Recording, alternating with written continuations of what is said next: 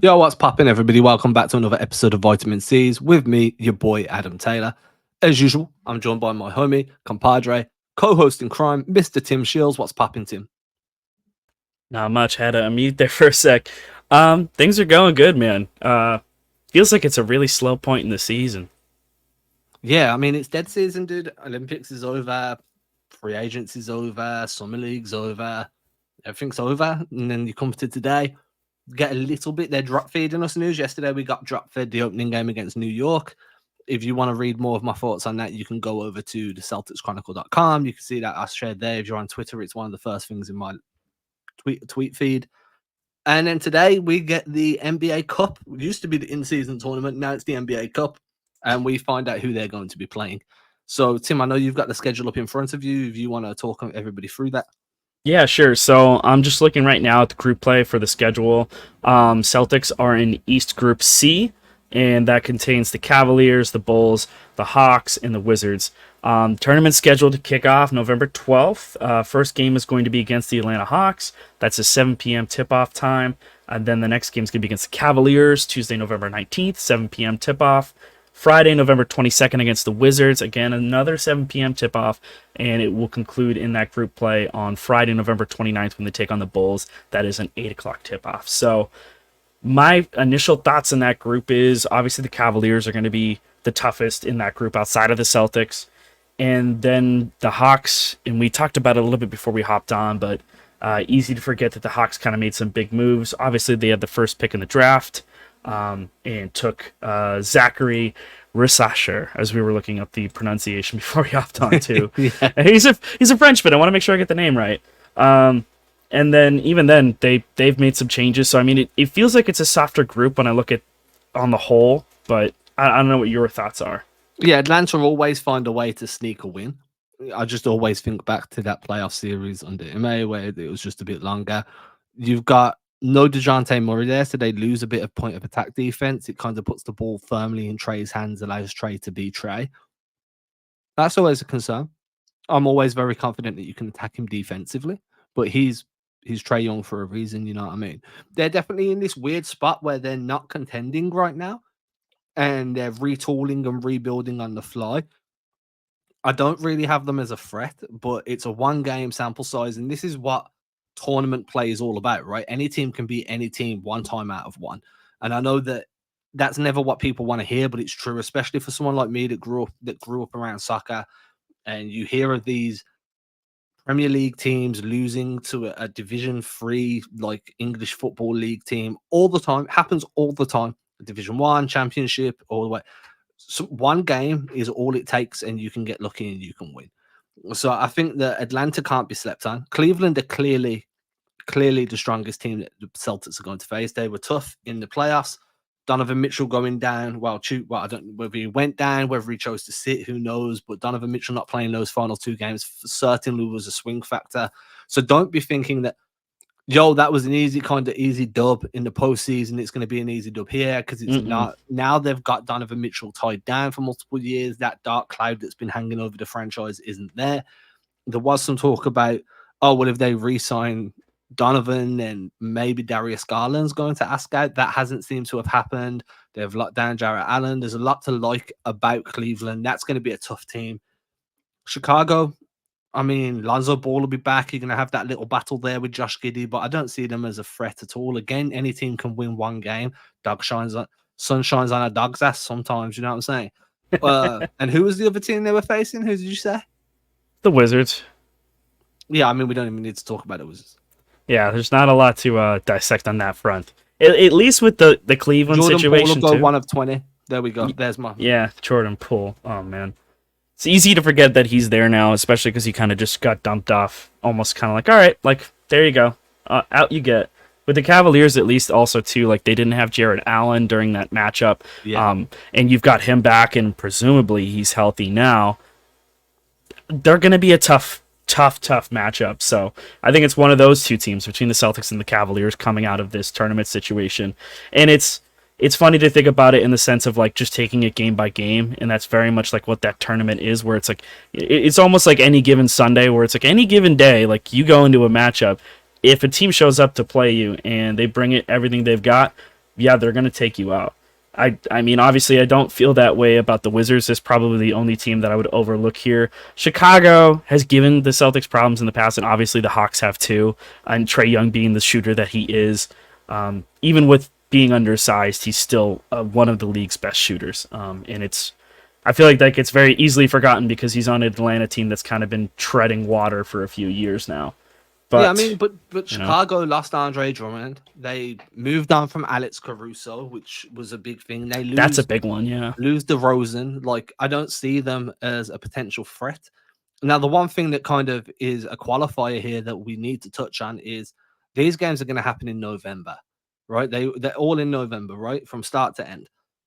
There's most likely, almost definitely, not going to be a Kristaps Porzingis in any of these games, and that does change a little bit of the dynamic there. You're probably going to lean more on Nemi against Cleveland because he's a rim runner, he's big, he's strong, he can deal with Jarrett Allen's explosiveness. You might want to lean on him against Atlanta just because he's a lob threat. You're going to have to be dealing with Johnson over in Atlanta. You're going to have to deal with a little bit of Hunter on the wing. Maybe you want to try and put Tillman in there at some point to deal with that. But then that drop off occurs where it's Washington and it's, Chicago. Maybe that's a Luke Cornett series, especially now Drummond's not in Chicago because he can't bully you. You want a little bit more finesse, some more movement around the perimeter, or you want some Tillman to just give you some physicality on screen setting. But without Porzingis there, like, that's slightly more of a minefield you need to navigate because you're losing your X factor. The one guy that really ties everything this Celtics team does together on offense and defense. I mean, Porzingis is one of the best rim deterrents in the NBA. Right, his size, his ability to, his lateral quickness, the way he can close out on drop, he can switch a little bit. He's not a sieve on the perimeter when he's kind of switched out there. Without him, things will be a bit more difficult. And I think that's something that you kind of need to look at. How much of the Celtics going to prioritize the NBA Cup as well when their focus is firmly on going back to back? Like, are they going to take it seriously? Are they going to use it how some big European teams use these kind of in-season cups where this is development time? We're going to see more Shireman, more Watson, more JD Davison, more Jaden Springer. Could they go that route? Maybe. I doubt it because I don't think the NBA want that. I think they really want to push the incentivization of playing this cup tournament. But for Boston, maybe. Yeah, I mean, it involves just making some changes. I think the biggest, like you hit upon, just not having Porzingis there.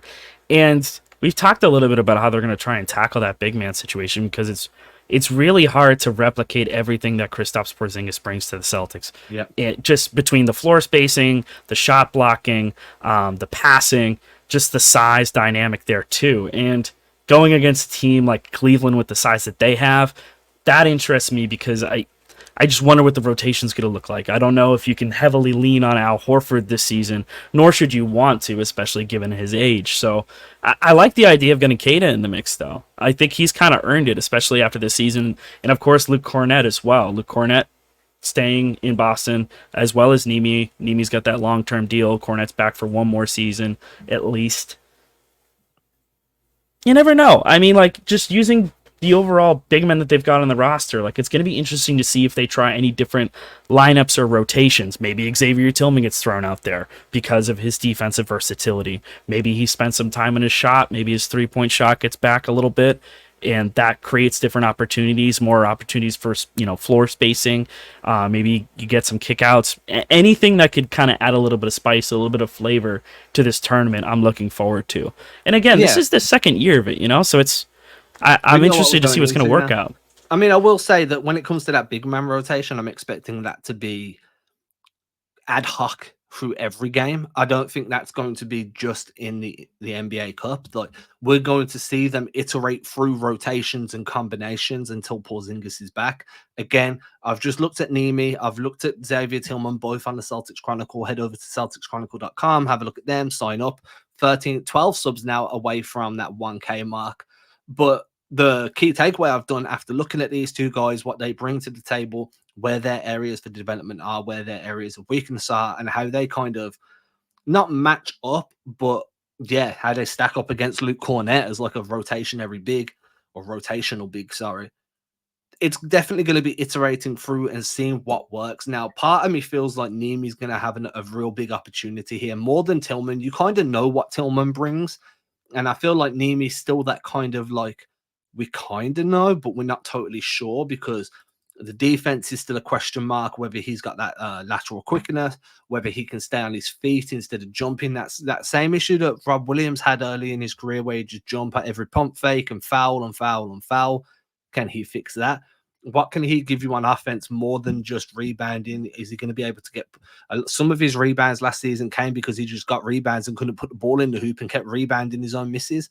Is he going to be able to finish a little bit more consistently? Can he use that physicality in a way that creates gaps for other guys to attack? Like, I feel like we're going to get quite a heavy dose of Nemi to begin the season, but with some Tillman sprinkled in. And I do kind of expect Tillman to win that battle as the season goes on and become that kind of like fourth big kind of thing. You know, you're going to have Porzingis when he's healthy starting, and you're going to have Horford coming off the bench when the Celtics aren't going double big to begin games. Then you're going to have Luke, and then you're going to have Tillman, and the battle is who can outlast Luke, right? Luke's got 1 year left. It's just a 1 year deal they've bought him back for. Tillman's been bought back on a multi-year deal. Nemi's on a multi-year deal too. Nemi is non-guaranteed for 2 of those 3 seasons. That both years guarantee on the start of their respective season.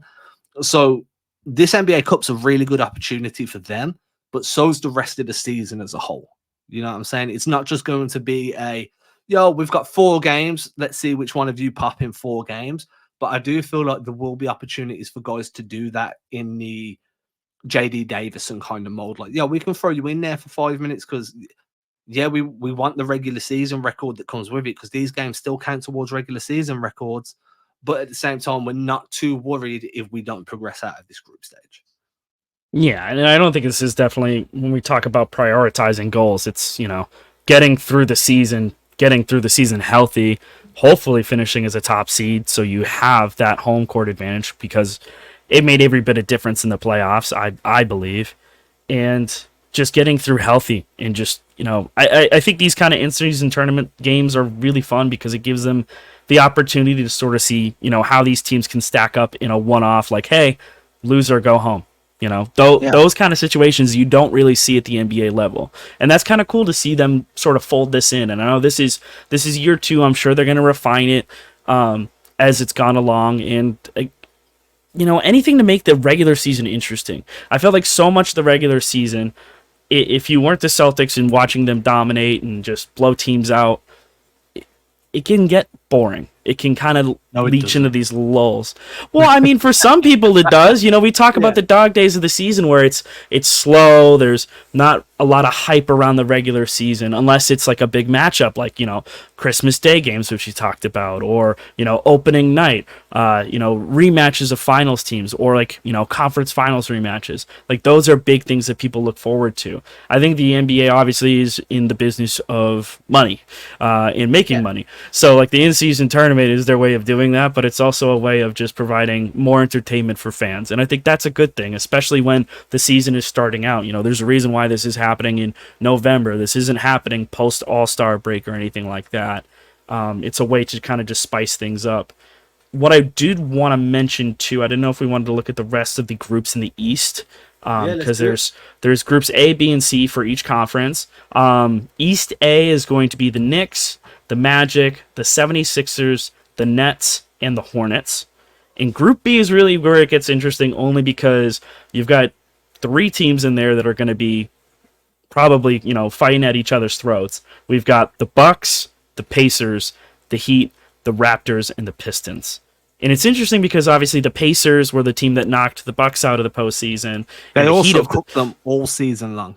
They did, and they also played each other in the in-season tournament, and there was a lot of stuff that happened between those 2 teams like that. Outside of the obvious matchups with, like, in the East between, like, the Celtics and the Heat, or the Bucks and the Heat, or the Bucks and the Celtics, like, in terms of just general rivalries, that Bucks-Pacers rivalry is starting out very strong. I think those 2 teams are going to be playing hard against one another, and we're going to see some of that hostility flare up again. But Pacers were the team that won the in-season tournament, right? Or they were in the final against the Lakers. They beat the Celtics last year as well. So that's another interesting wrinkle where it's a team that's has success in this tournament. I kind of wonder how they go through that matchup because again, going through the Bucks is not going to be easy either. No, definitely not. But I do think the Pacers, like you said, they made it to the in-season tournament, the NBA Cup, final, lost to the Lakers. Lakers were the inaugural NBA Cup champions. They hung a little banner in there because that apparently a team that only Yeah, celebrates championships is all of a sudden celebrating an NBA Cup. Oh no, it was like a plaque, wasn't it? I don't think it was a banner. It was more like a plaque. It was something. But I think the Pacers are good, like they're going to be a really good team for quite a long time. They lock down them hard. They're ready to kind of take that next step into being a challenging team every year.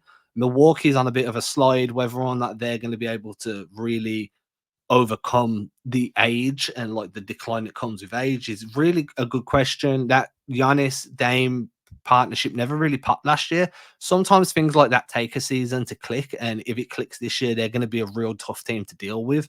And I think it's very easy to overlook a team for what they did last season or to overvalue a team for what they did last season, which is why with the Celtics, you kind of need to be like, you did it. Can you do it again? Are you still hungry? The same can be said for a team like Milwaukee. Like, yo, it didn't really go your way for 2 years in a row. You've been bounced out in the opening round of the postseason. How hungry are you? This is gut check time because if it doesn't work this year, you're probably going to get it blown up. And I think being able to go at a team like Indiana that's still young, still learning, that is super hungry but prone to making some mistakes just because of the pace that they play at. Like that's going to be one of the highlight games of the NBA Cup group stage, and that'll be a game I'll be tuning into as early in the morning as physically possible, where I don't have to ruin my sleep schedule. And if you care to learn about that, it's going to be that one's on Friday. It looks like. Sorry, I'm looking at a really, really small image because it's got every single group in there. I believe it's a Friday, and I want to say it's November 23rd.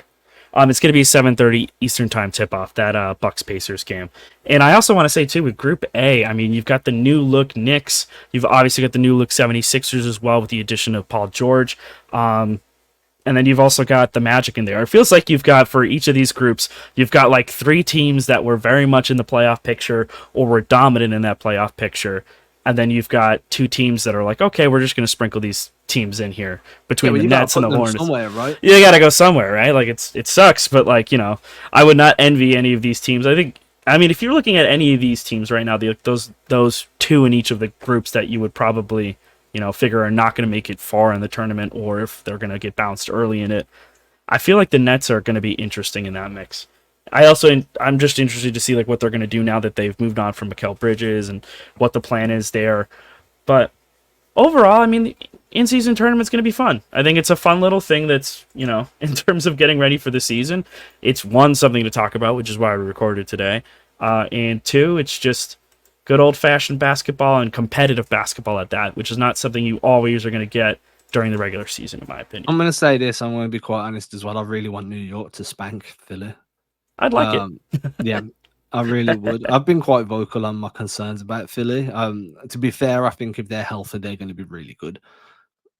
The health is where the concerns are. Massive caveat. I'm also really interested to see how the Hornets come out of the gate. Charles Lee's there now. You've got Grant Williams as kind of like a culture setter. He seems to have really taken to a role of playing for his hometown team. They re-signed Miles Bridges, but we don't really need to talk about that. I don't want to talk about that. LaMelo Ball, hopefully he'll be healthy. Brandon Miller was really fun last year. I don't know if you saw much of Brandon Miller, but he looks like a real deal. They might surprise a few people, especially in something like the NBA Cup, where they know they're not going to be an NBA Finals team or a deep playoff team. This gives them an opportunity to be successful without being successful, right? I think they're young enough and talented enough to be just dumb enough to know them not meant, to not know they're meant to lose.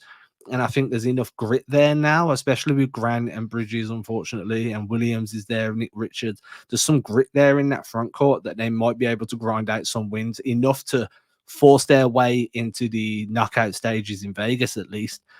It's a long shot, but I'd actually like to see that, especially for Charles Lee.